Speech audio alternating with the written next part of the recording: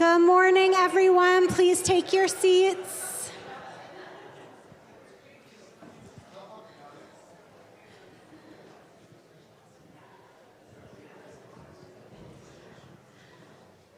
So I'm delighted to welcome Mark Rothschild for Caffeine for the Brain.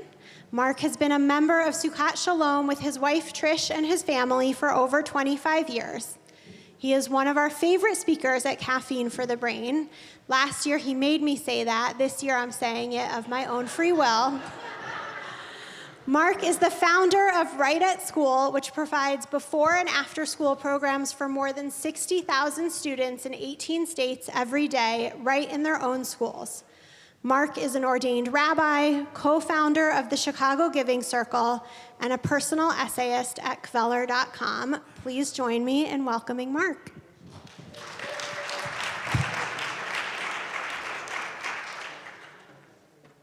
That's scary. What if she says next year, he made me say that?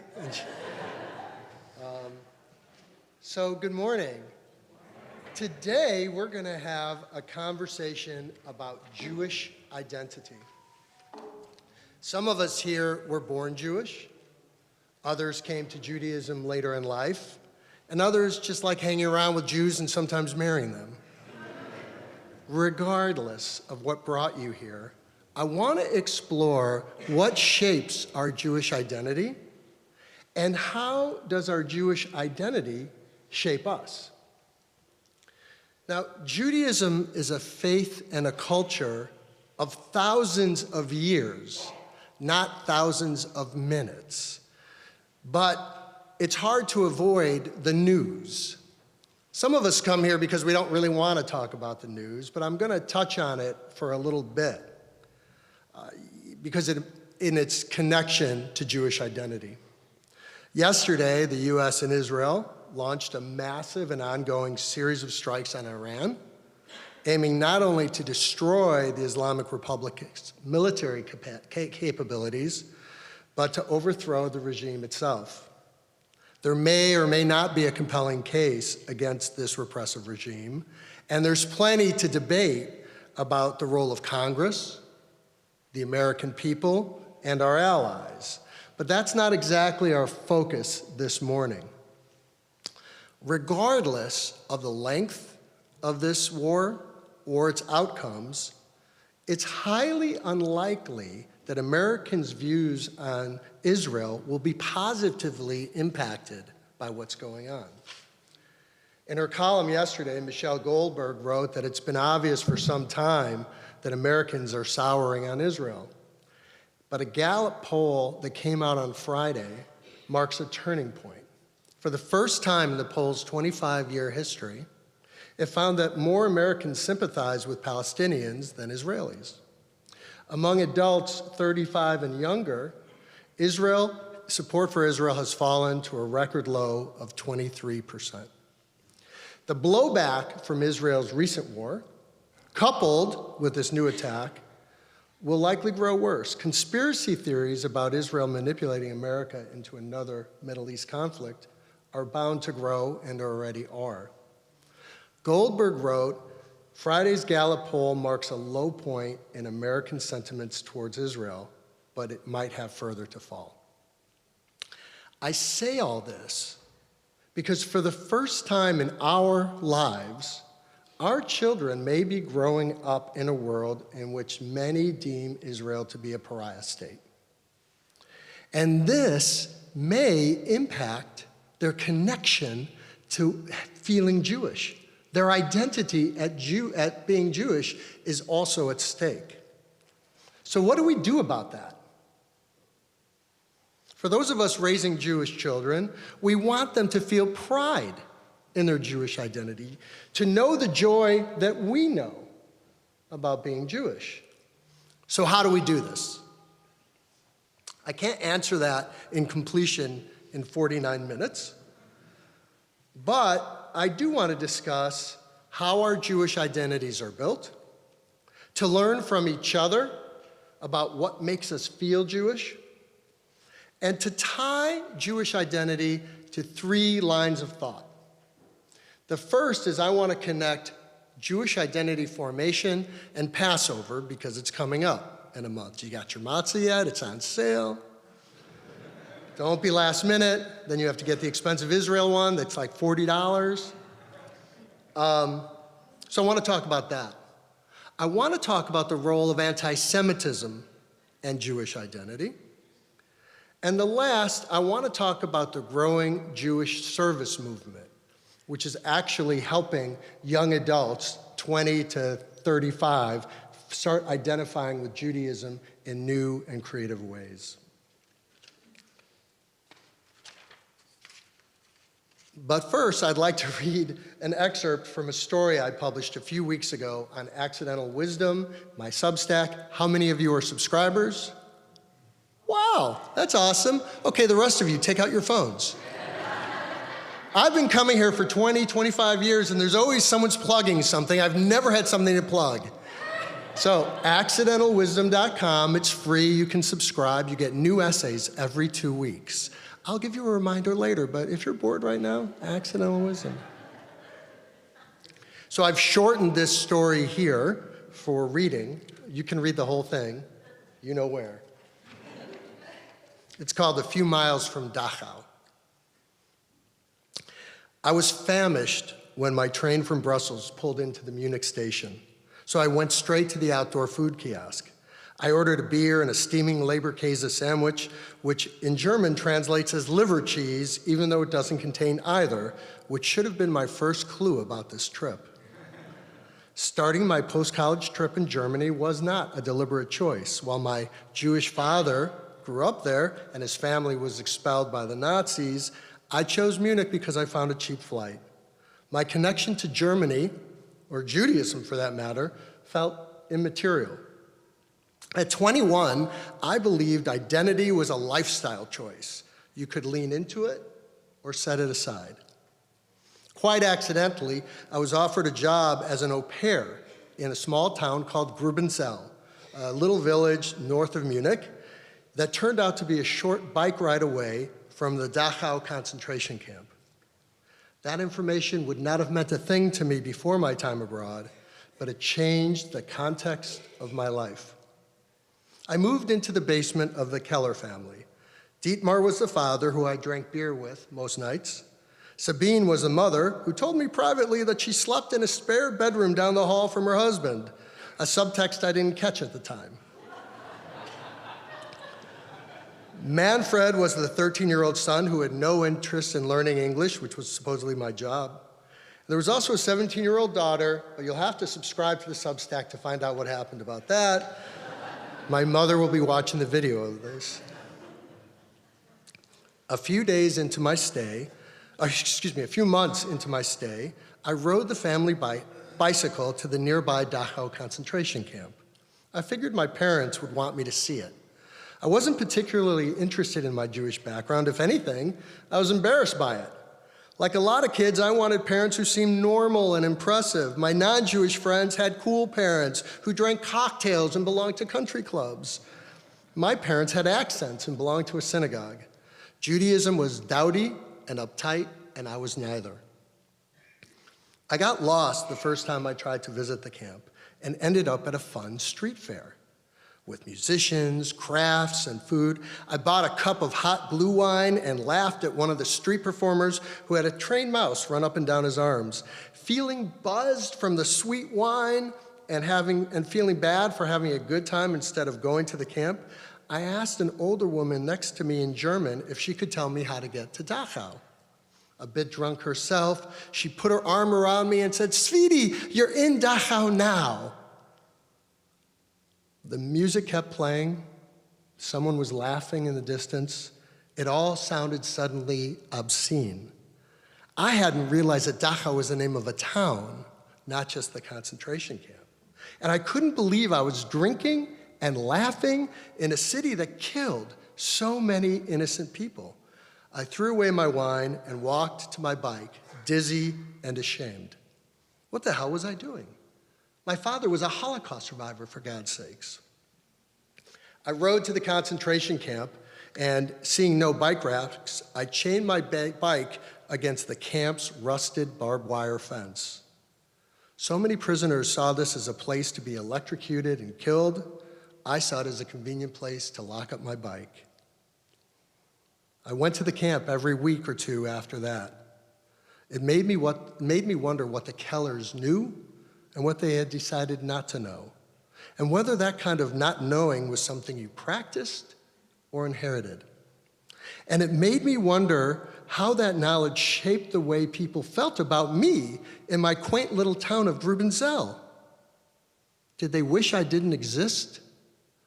Or do they feel absolved because I do? During my first few months, Grubenzel had been a light and happy place, but it became something else, a place bordering atrocity, where my Jewishness mattered in ways I hadn't understood.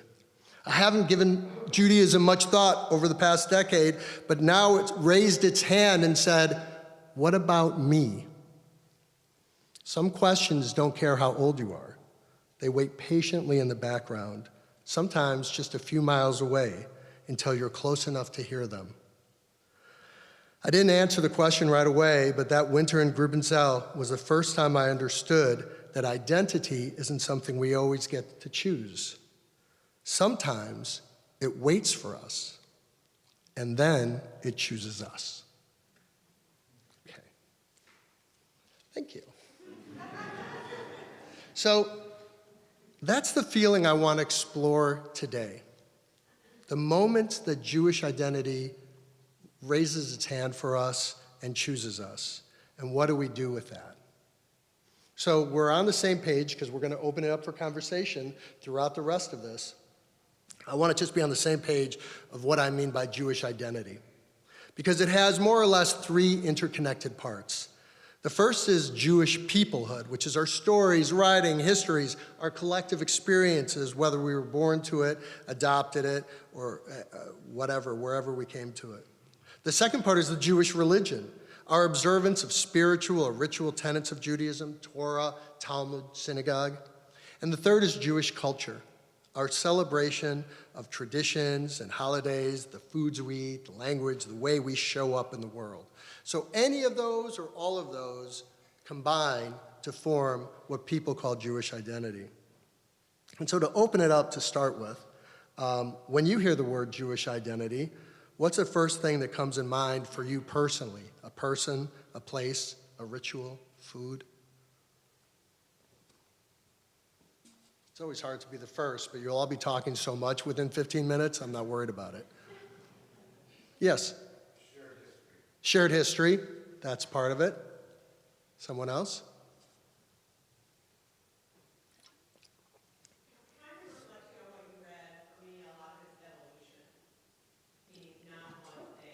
Right. Throughout your life, it's emerged. Other thoughts? Yes? Oh, good. A responsibility. Make sure you say these really loud. I should be writing them down because I'm referring back to them, but make sure everyone can hear you. Any other aspects? Yes? I think it's two things for me. It's common cultural shorthand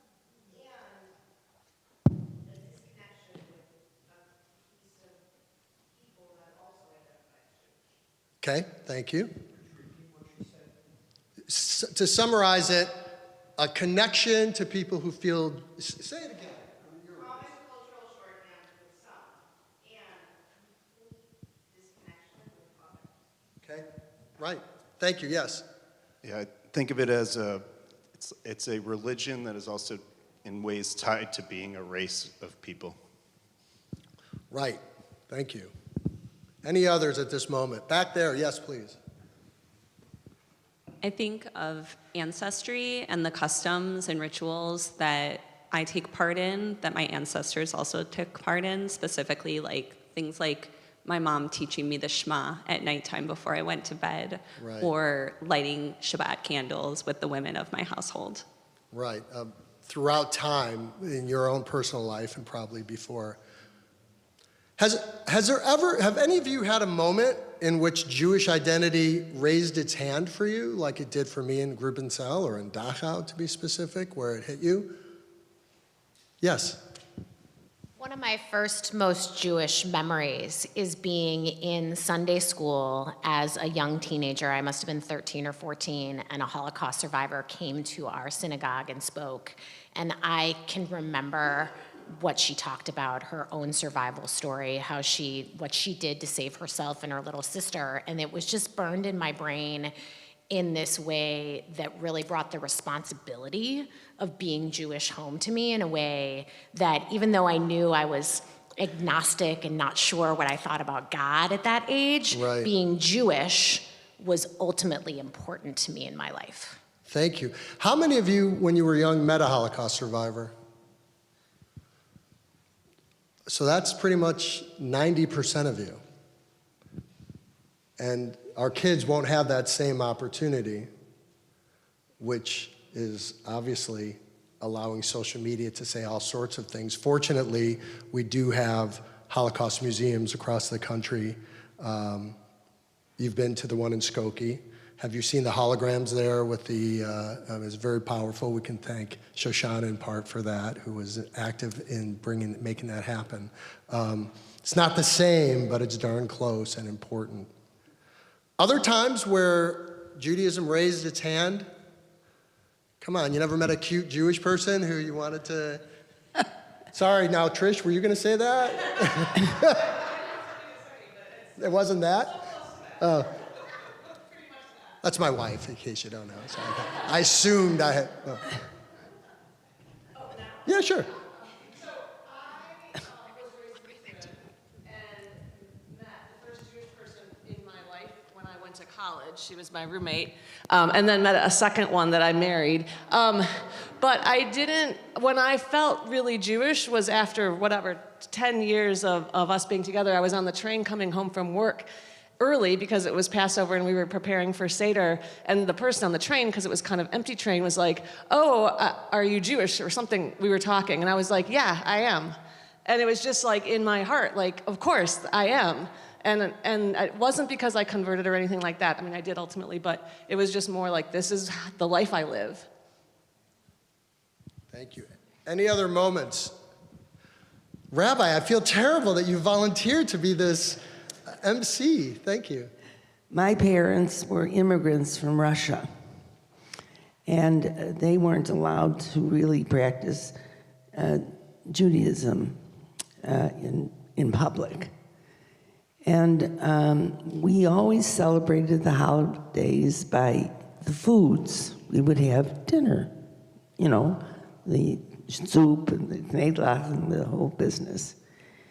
And one day we had the meal, and my brother-in-law said, who had 3 boys, said, "Why aren't we doing a Seder?" And I said, well, we never did that. We just celebrated by getting together and having the food. And he took Meneshevitz's Haggadah, which was like 150 pages, and made a Haggadah. And that was the first time that I really felt, you know, Jewish. Well, it's beautiful. Thank you. Any other family stories? Yes, up front. Really loud, or here comes the mic. 1967 war. Oh, okay, thank you. He said the 1967 war. Sorry, Ali, you got comfortable, and now you have 2 hands there. And if anyone wants to replace her and give her a break, you can. Hi. I've had a lot of wonderful Jewish experiences whenever I've traveled, and usually gone to see a synagogue or a Jewish area of a city, and that's been a marvelous experience for me. Thank you. Hi, how are you? My father actually liberated Dachau, and it was always part of our, and we grew up in a relatively secular family, so it was from that sort of American Jewish perspective. So it was always kind of in the background, but something that he never talked about, like a lot of veterans of World War II, D-Day and Battle of the Bulge, and then liberation of Dachau, where he was at all 3. So it was always in the background. It was part of our identity, but something that was more latent, if that makes sense. And so it was always kind of sitting there, kind of quiet, if you will. Maybe it will raise its hand today even more. A couple more, and then I need to move on, and there'll be plenty more times to talk throughout the day. One or two over here, one or two over. Oh, there's one here, if we can last. Okay, good. I have a pretty rich family, Jewish heritage. My great-grandfather immigrated here from Russia in the very early 1900s. And I was very fortunate because he lived to be almost 101. So I had a very long and deep relationship with him. And then my grandfather on my other side was in Auschwitz and survived. So I got a lot of the typical Jewish immigration stories, and I had a very traditional Jewish upbringing, and then got involved in Hillel in college and all of that. But it really was not until I had kids when I started to think about how could I share that history with my children, who were very fortunate to meet my grandfather, but not my great-grandfather, and how to teach all of that in their lives and get them involved. Thank you. It's interesting how many of us mentioned our families as part of this. Obviously, we have a role with our children, just as our grandparents and parents had with us. And I want to move for a while to a subject we heard from the back, and that's Passover. I would like to argue that Passover, this holiday we're having in 3 weeks-ish, has one of the strongest influences on Jewish identity. During Passover, many, if not most of us here, will spend time with family and friends, sharing the stories of the Exodus, and we'll read from the Haggadah. Those stories, whether they're myths, truths, imaginative retellings, it doesn't matter to me which. Either way, those stories form the core of who we are as a people. For more than 2,000 years, Jews have handed their story to their children through the Haggadah.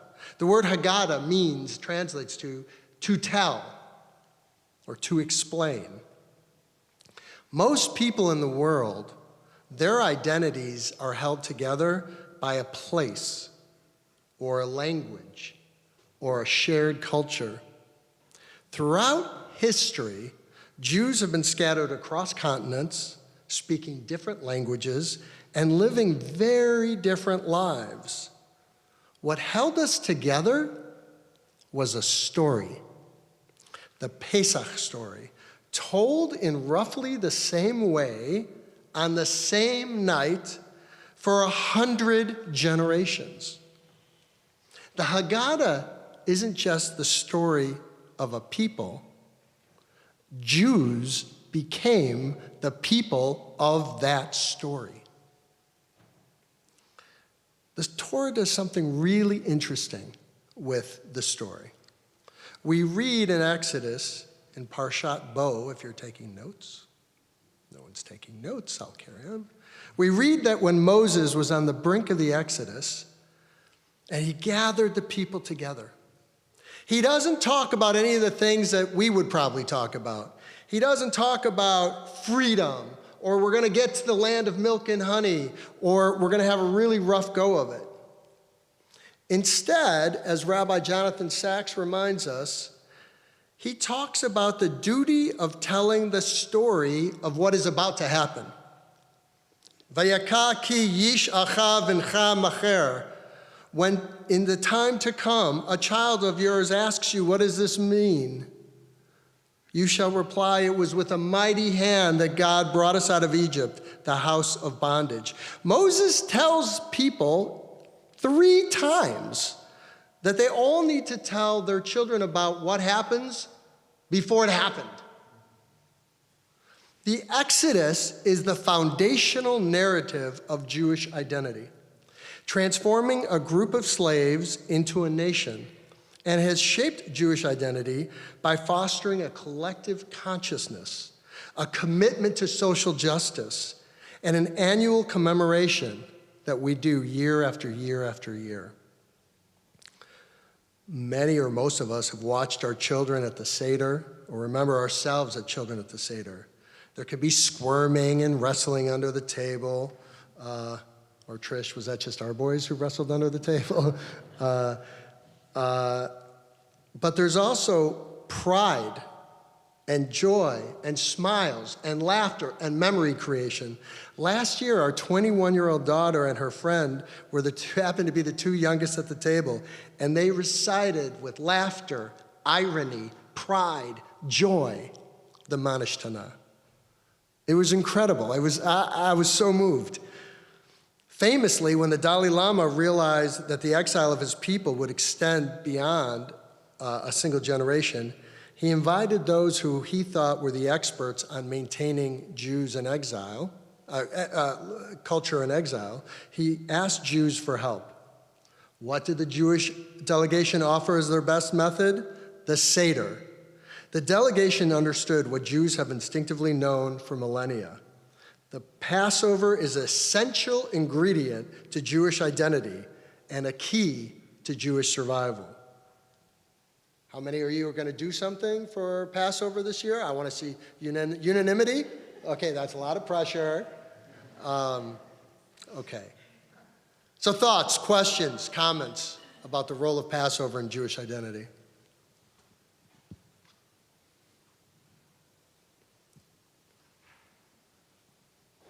What part of the Passover Seder, I'll do this follow-up and then you can go.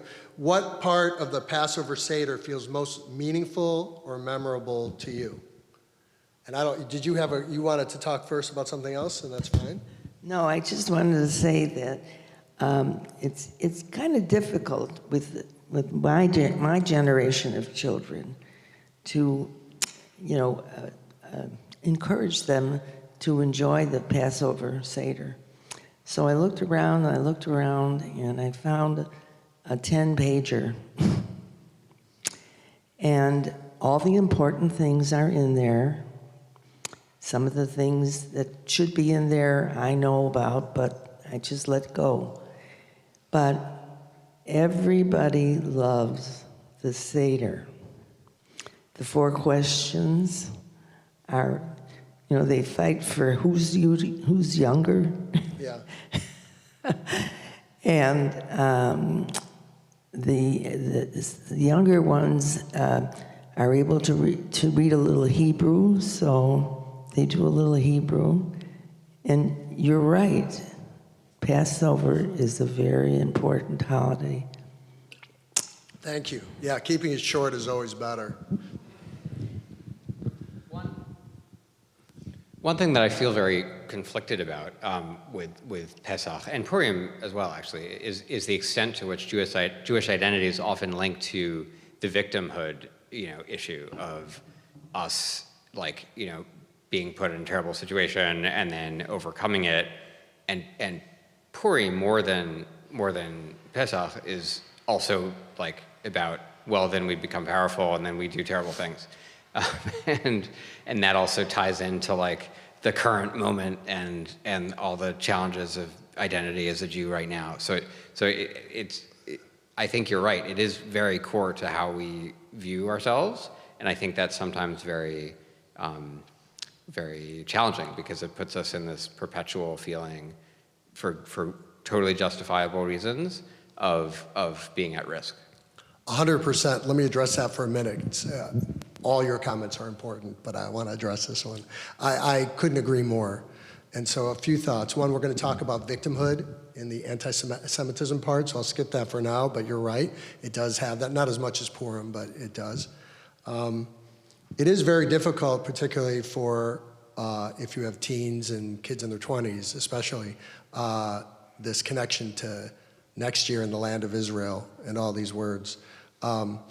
We all have to navigate that for ourselves in ways that are authentic to you. But the most important thing in my mind about the Seder is authenticity. So we talk about it, that these words, Israel, when this is a 2,000-year-old tradition, the words had different meanings. In many ways, Israel was a hypothetical moment in time, a moment of peace. And so words can have multiple meanings, and it's important for us, for our family, to interpret Israel in the way, and we announce that every year, in the beginning. So you're going to hear some words, but let's keep in mind that there are moments in time, and then Judaism spans 2,000 years, and so we're talking about that. So that's part of it, but it's a vital. And the other thing I like, and I think the most important thing about the Seder, is it should stimulate a little arguments. That's good. I mean, I think if you ask me, the secret to our people's success is we learned how to debate at the Seder table, right? First, we force a little 6-year-old to pee in their pants while reading Manish Tanah, right? If you didn't grow up Jewish, when was the first time you talked in public? And then at the Seder table, you argue, and you teach argument, and you watch people who are new at the table or guests, and they want to add a point, and they're like, no, that's not how it works. Jump in. And so these aspects are as important as the words themselves. Thank you very much for bringing that up. Yes, back in the back.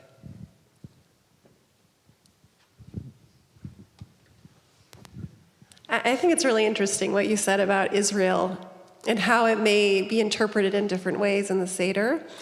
Because just yesterday, our son had asked me, he had been talking to a fellow Jewish boy, and the boy had told him that he's Israeli. And he said, "Mom, am I Israeli?" I said, "No." And I think there's this idea, something with Israel, that somehow we must be from Israel or Israeli. And I like that idea of maybe talking more about the concept of Israel and what the meaning has been for, thousands of years. Absolutely. I would say for Passover, as far as what it means to me is my whole life, I can't remember a year where we didn't celebrate Passover. And to me, it brings the people that I've celebrated over the years, like my grandma who lived to be 100, she's at the table. I mean, I can just hear her, naming the plagues and saying the prayers and singing Dayenu, and the other family members who are gone. So to me, it's just this bringing them back and getting to talk about them and laugh about them and sharing that tradition and continuing it on forward. Thank you. I think that's so important, the memories we instill and that we get to have because of that. As we look for more comments, but in my family, one thing we do is, that prayer, who knows one, I know one is a God in heaven above, who knows two, I know two. Maybe other people do this, but we go around the table and you have to say your line in one breath. Out of curiosity, how many people do that? About half. Okay, cool. I love it. I think it's fun because it also gets the kids more interested in trying to do it. And my dad always loved to be last. And he was a pipe smoker. And he liked to show how that had no impact, right? There's a guy who would eat raw meat, and then he's doing it. It was amazing, and it's a great memory. And then even at his final years, he would fake it. He would pretend to be able to do the last one in one breath. There. We'll keep moving. Yeah, and I totally hear you on the victimhood part, but I also think about it as the pride part too, and even in just how you're talking about going around the table. I can remember being a kid and the first time I could get through my passage without making a mistake reading, I was super proud. And then full circle, when we have kids and, the first time that they were able to get through their full part. And, we have a little bit of a competitive family, like many of us do. And, I love hearing my dad knowing every word of every song and singing how much the Judaism means to him. And then on my mom's side, we'd get to Haggadah at the very end. And once you get to the very last verse or the very last stanza of Haggadah, everyone reads it as fast as they possibly can and as loud as they possibly can, and to see who can finish first. And everybody skips a million words, but that's what it speaks to me. Amazing, thank you. Any others? We're going to move up to these two, and then we'll move on a little bit. One thing I always think about with Passover growing up is it was a holiday where we would often invite non-Jewish friends to join us. And I think speaking to the pride piece, that's something that always sort of felt this is come join us, we have fun with this. Right. And I think it was a cool way to feel yes, it's a Jewish story, but obviously from a social justice perspective and just like a humanity perspective. It's like a shared story. So I always looked forward to that as a kid. Wonderful, thank you. Yeah, as you were talking, it brought up two memories, so thank you. I don't think I really realized until this moment how much Pesach really kept me on the path, even a little thread of still being connected to my Judaism, even in the years where it was harder for me to accept it. I studied abroad in France, and I lived with a host family there, and I remember during Passover that I led them through Seder, and it was hilarious because I'm trying to do it in French and in Hebrew, and only barely could do that, but we made it through, and it was a really great experience. And then with my wife, so I went to school in Macomb, Illinois, and lived in a trailer park there. I remember my brother saying, "Oh, first Jew ever." And my wife, right when we were dating, came out, and we had a Seder together, and we made a brisket in my trailer in Macomb. Yeah. That's amazing, thank you. All right, I'm gonna move us. If there's time at the end, we'll come back to Passover, because I think we have so many stories. If Passover tells us who we are from the inside, anti-Semitism reminds us how much of the world sees us from the outside. For some of us, anti-Semitism is mildly theoretical. We know it but haven't experienced it. For others, it's deeply personal and deeply experienced. A few weeks ago, New York Times columnist Bret Stephens delivered the State of World Jewelry talk, Jewishness, I can't say that word, it's not jewelry, at the 92nd Street Y in Manhattan. Love him or hate him, I want to discuss the argument, not the person. By the way, how many people know about this talk? About a third, okay. Stevens' core claim was this: anti-Semitism does not disappear through education, tolerance campaigns, highlighting Jewish achievement. In his view, constantly trying to prove ourselves worthy of acceptance is a fool's errand. He argued that throughout time, anti-Semitism has been impervious to appeals and reminders of Jewish and Israeli accomplishments. He said, what we call the fight against anti-Semitism, which constitutes tens of millions of philanthropic dollars each year, has become an organizing principle across Jewish organizations and is well-meaning but wasted effort. He writes, victimization can't be at the heart of our identity. A Pew study revealed that 1 in 5 millennials and Gen Zs think the Holocaust was a myth. Increasing numbers believed it was caused by the Jews. Stevens asked provocatively, do any of us here really think the fight against anti-Semitism is working? He argued that anti-Semitism stems fundamentally from, he argues, we think that anti-Semitism stems fundamentally from missing or inaccurate information. We think if people only had greater knowledge of our history, of Jewish persecution, a fuller grasp of the facts of the Israeli-Arab conflict, a deeper appreciation of the Jewish contribution to America's success and to human flourishing, that the hatred of us might dissipate or never start in the first place. He said that thesis is wrong. Constantly trying to prove ourselves worthy in order to win the world's love is a fool's errand. So I want to just stop there because he was being provocative but also honest to what he thought. And I want to open it up, again, forgetting the source, whether we like him or dislike him. It's sort of irrelevant. What are your thoughts on that? Please. Yeah, I read that with great interest, and I had a lot of discussions with people. Our family has been very involved with the Anti-Defamation League and things like that. So I had discussions with them, and I saw Greenblatt's response to it. His main point was to live a Jewish life, I think, and to show pride and traditions, but, you know, implying that maybe if you send your kids to day school or something like that, that will somehow reduce or the impression others have. And, you know, I think he also just trying to make a point, maybe seeing that maybe you got to do both. And I think that was the final outcome, and that's most of the discussions I've had with other people have said that being a proud Jew and showing your identity, as you've indicated with other things, will somehow help the fight against anti-Semitism without seeming like a victim. I'm not so sure. Right. I think maybe you got to do both, but that was the impression I had. Thank you. Appreciate that. Any others from anyone who read it or the idea was new to them?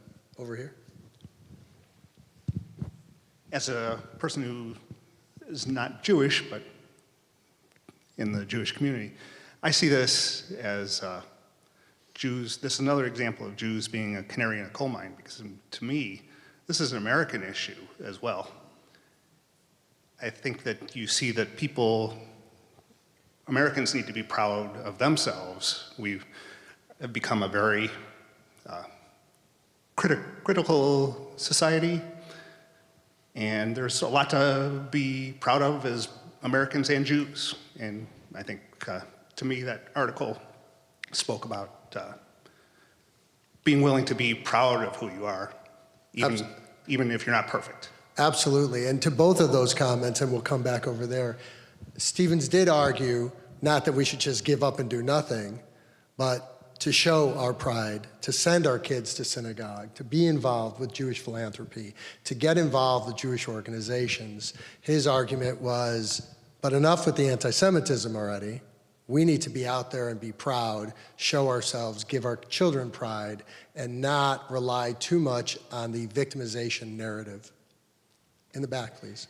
Yeah, I mean, I really like that point. I think it probably is a little bit of both, but sometimes it makes me think how sometimes these big gestures are maybe not as impactful because still to the individual person who may have anti-Semitism or not really know anyone, it's very abstract. They don't know anyone. And because we're such a small population, there's a lot of people in this world who've never met a Jewish person or ever been exposed to any kind of Jewish tradition or religious tradition.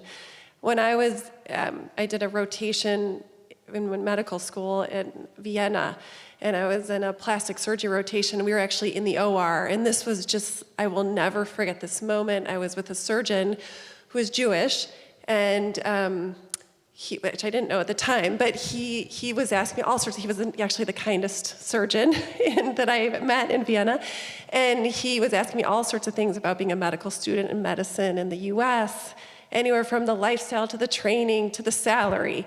And so I had another Austrian student with me, and he said to me, "Oh, hey, you know why he's asking you about the salary?" And I said, "No." And he said, "He's asking you because he's Jewish and all they care about is money."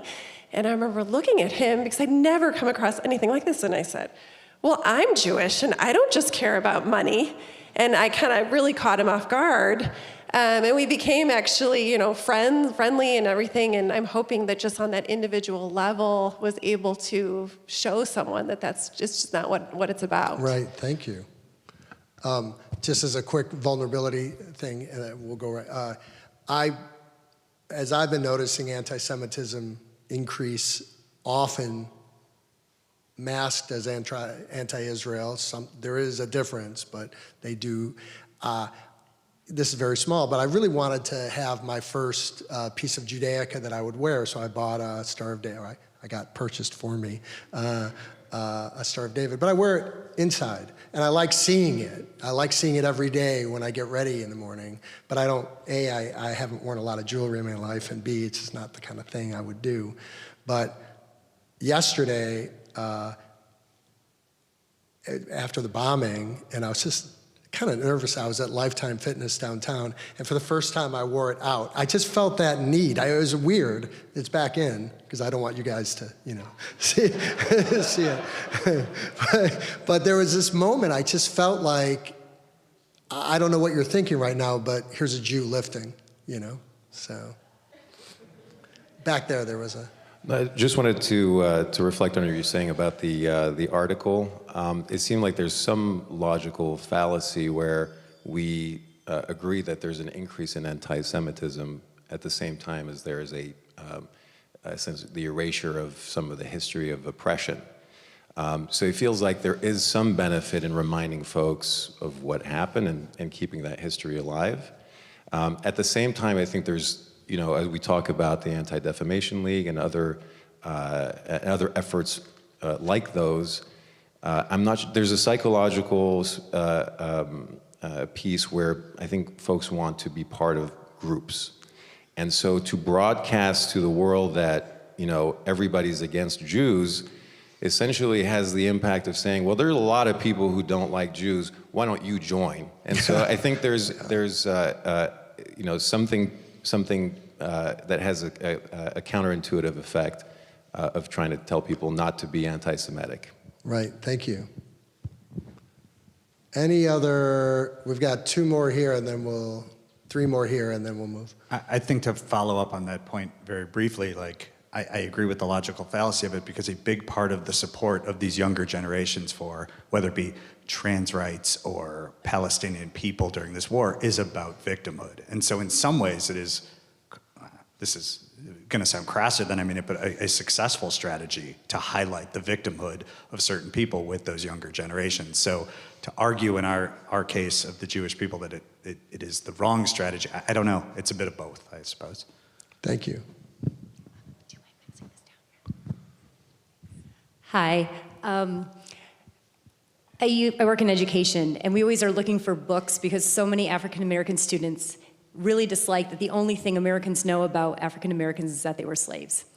And my kid feels the same way. He's like, the only thing people know about Judaism is we read a Holocaust book every year. But it would be so nice if they know we're more than that. Right. And this is a big debate with my family. But I send my kids to 2 camps. So they go to a Jewish camp so they can be with other Jewish kids and kind of be a part of the tradition. But then I make them go to a Michigan camp where they're the only Jewish kid there. And I said, these guys don't know Jews. They've never met one. And did you say a Michigan camp? it's in Michigan. Oh, okay. But it's like rural Michigan. Okay. It's we go fishing and it's like family reunion, camping, nature. Love it. But it's very Southwest Michigan. It's very not Jewish. And I think if you look at the LBG, like the gay rights, like they got their rights by coming out. And they said, hey, you already love me. Guess what? I'm also part of this other group. We see that with immigrants, that they don't like immigrants, but they love the guy who has the falafel place in their town, right? And he's okay, but everyone else isn't. Right. So when you know them, it's harder to hate them. And once you know them, you realize they're just people. And my thing is, I was like, they don't know Jews. So you're gonna be the only Jewish kid, and you're gonna meet all these other kids and realize they're just people, and they're gonna get to meet someone and realize Jews are just people too. Turns out, my kids have gone there for years. 3 years in, they realized that their 2 best friends were also Jewish. Oh. There were only 3 kids in the camp, and they all found each other and became best friends and are still friends to this day. So I tried my best, but when you talked about feeling Jewish, my son said he felt so Jewish when the 3 of them were talking and realized after these years of friendship that they all thought they were hiding their Judaism, and in fact, they had found each other. So there is something to it. That's amazing, thank you. But I had to share. Did you have, in the back, could you go to our videographer?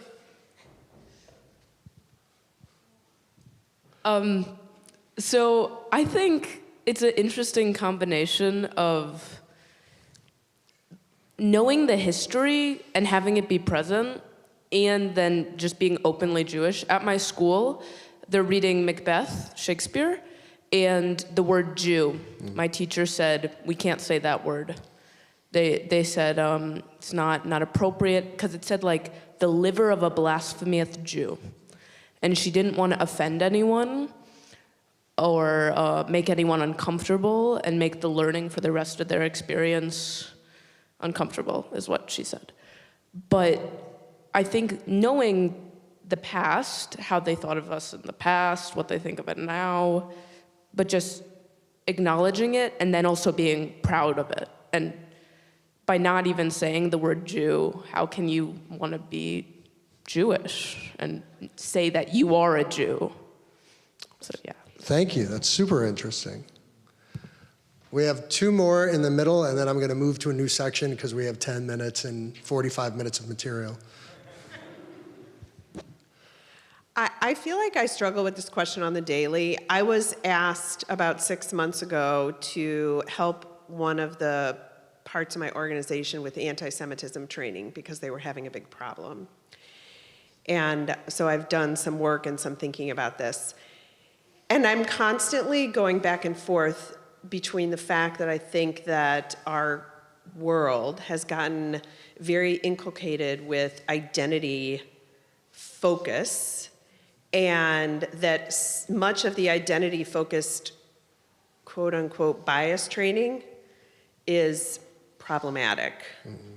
And so if the solution is to help people understand our identity, we get tied into this, what I think has been really harmful to our society, which is this like identitarianism, this notion that if we all need to like focus in this particular way, and creating black and white connections between any of these things. So on the one hand, I find myself wanting to say to my institution, you need to do some training here because people are being hurt.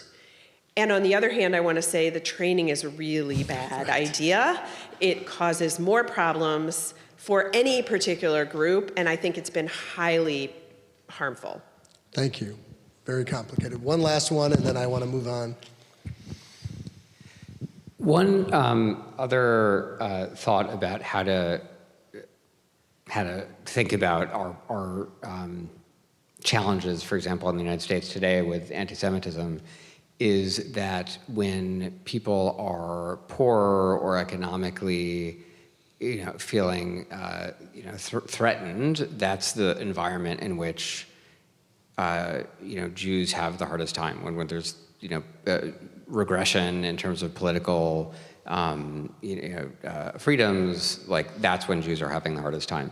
And I don't know what I don't have a magic solution to that, obviously, but I do think it's very important to be visibly Jewish in helping to address those kinds of issues, because I think if one is successful, then that actually helps, reduce the underlying causes of anti-Semitism as it gets expressed, and B, because it also shows, whether it's in these other kind of victimhood contexts where there are other groups, like Jews are also, also concerned about people that are hurting in different ways. Thank you. Okay, I have to move because I have 6 minutes. You ready? We're gonna fly through. If anti-Semitism asks us whether we deserve to exist, Jewish Service answers by asking, how will we show up? Full disclosure, I'm a board member of something called Repair the World, the leading institution of the Jewish service movement. I joined because I believe it may be one of the greatest opportunities to get 20 and 30-something-year-old to feel pride in Jewish service and in being Jewish, and to learn the texts that are associated that motivate us for Jewish service. Repair the World is on a path of providing 1 million acts of service this year, engaging tens of thousands of Jews and Jewish allies in repairing neighborhoods, helping the unhoused. Repair's response to anti-Semitism and strengthening Jewish identity is to raise a generation of confident, proud young Jews who know who they are, what they stand for, and why Judaism matters and why being Jewish matters. Jews don't have a monopoly on service.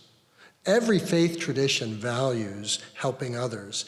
Every decent society encourages people to give back. That's part of what makes the world function. But Jewish service is different. In Judaism, service is not extracurricular. It is core to who we are as a people. Tzedek, tzedek, tzirdof, justice, justice, you shall pursue. Our commitment to Tikkun Olam is not a slogan. It's our obligation. It's the moral of the Passover story. Judaism doesn't say, do you feel like helping? It says, who needs help and how do we show up? For tens of thousands of 20 and 30-somethings, Jews and allies across the country, service might start becoming the core of their Jewish identity. I'd ask for questions, I don't have time. Ask me later. Let me wrap up so you have time to get your kids.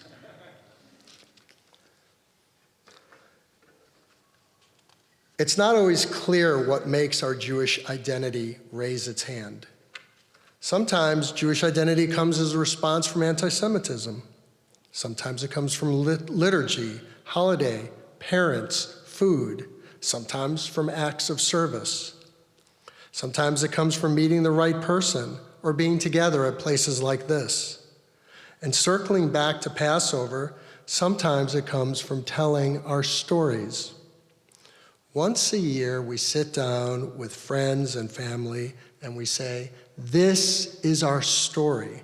We were strangers, we were slaves, we were liberated, and because of that, we have responsibilities in this world. The Haggadah doesn't just say, remember what happened. It says, tell your children again and again and again. Because the story is our identity. Not so much the food, not the politics, not the labels, not just any one geographical place, the story. At Passover next month, we'll tell our story. And then we can ask ourselves a different question, one of the most important questions in Judaism. What does this story want me to do now? Thank you.